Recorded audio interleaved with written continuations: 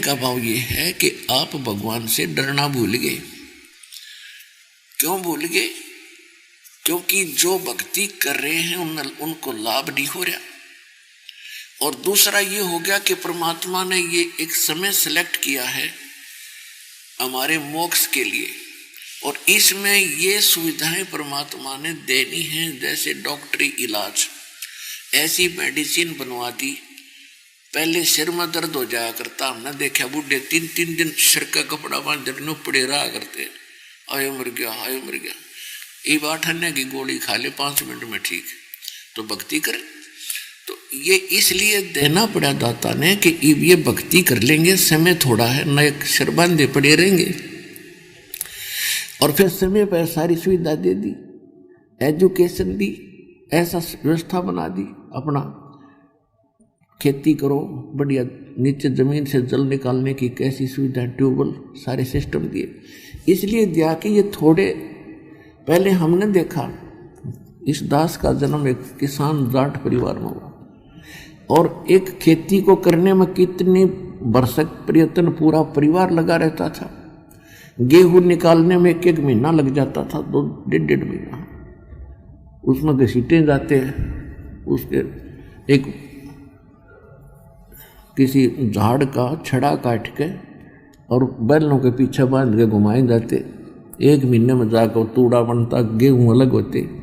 और अब वो समय कितना सुविधा दे दी, इसलिए दे दी कि भक्ति करियो, बकवाद ना करियो, इस समय को सदुपयोग करो।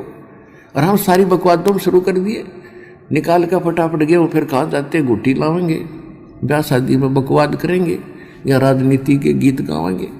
तो ये इसलिए नहीं दिया था, ये इसलिए दिया है कि इस ज्ञान को समझो, मनुष्य जीवन के उद्देश्य को से परिचित हो और फिर इसका सदुपयोग करो।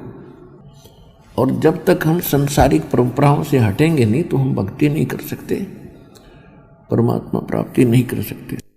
तो परमात्मा क्या बताते हैं, जीव्या तो वाहे भली जो रटे हरि नाम, नहीं तो काट के फेंक दियो ये मुख में भलो न चान।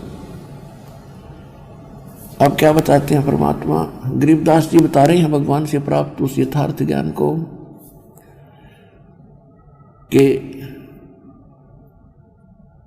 साहिब से चतला ले रे मन गर्भ गुमानी।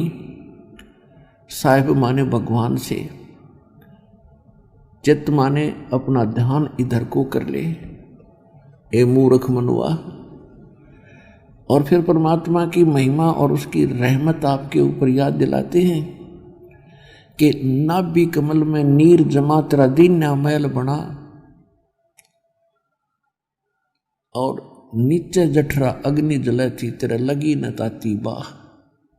बाय माने वायु, जड़। कहते हैं 9-10 मास गर्भ में रखा और वहां तेरी करी सहाय। दांत नहीं जब दूध दिया था, ऐसा अमी महार सिखाए। और बाहर आया भरम भुलाया, और बाजे तूर सुनाए।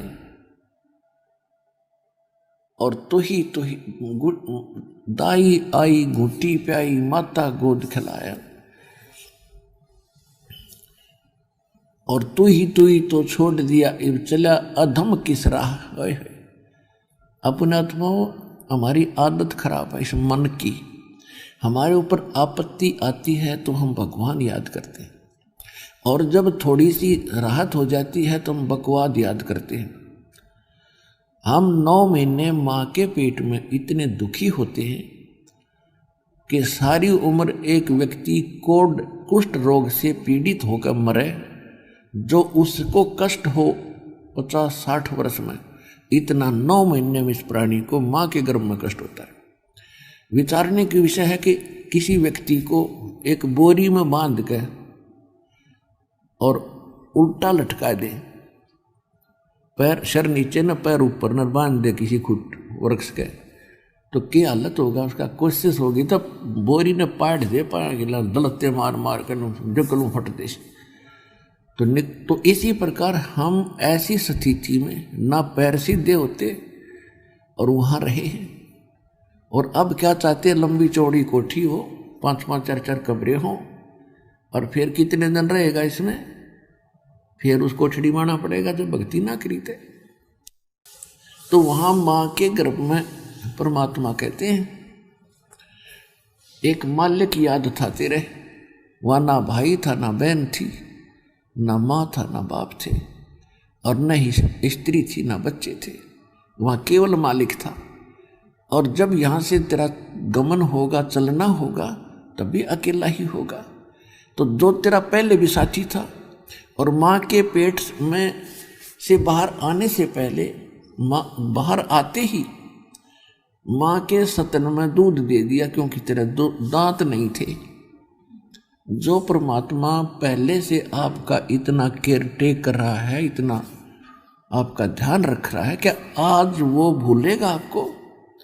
हम भगवान को भूल के अपनी चतुरता से केवल बकवाद तो कर सकते हैं, कर्म बिगाड़ सकते हैं, हम कर्म बना नहीं सकते। कर्म तभी बनेंगे जब हमें भगवान याद रहेगा, तो वो सत्संग में याद दिलाया जाता है। इसलिए सत्संग बहुत जरूरी है प्राणी को सुनना।